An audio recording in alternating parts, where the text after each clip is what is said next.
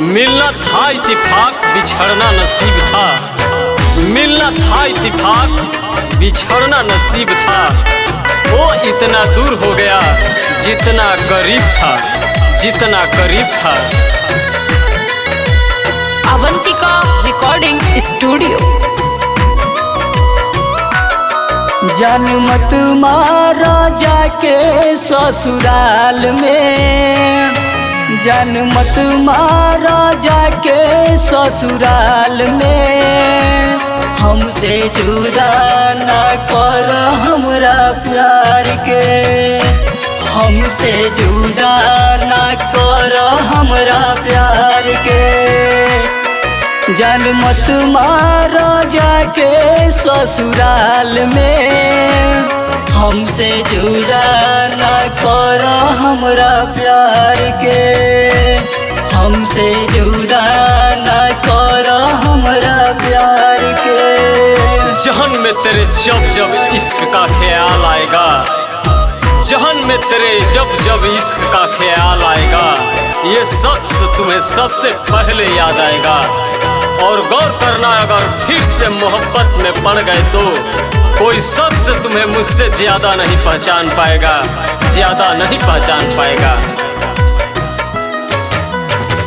दिलवा के खुनावा से मेहंदी रचलू हाथ में, प्यार के कसम का है तोड़ा तारू साथ में, तोड़ा तारू साथ में। दिलवा के खुनावा से मेहंदी रचलू हाथ में, प्यार के कसम का है तोड़ा तारू साथ में।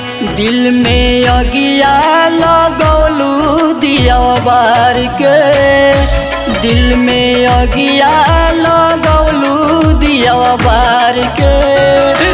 हमसे जुदा ना करो हमरा प्यार के, हमसे जुदा ना करो हमरा प्यार के।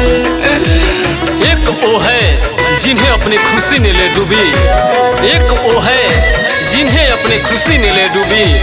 एक हम है कि जिन्हें गम ने उभरने न दिया, गम ने उभरने न दिया।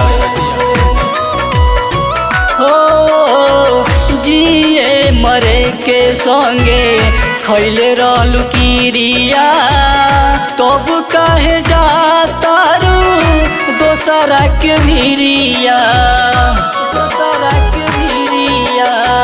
जिए मरे के संगे खैले रहलू किरिया, तब काहे जातारू दोसरा के भिरिया।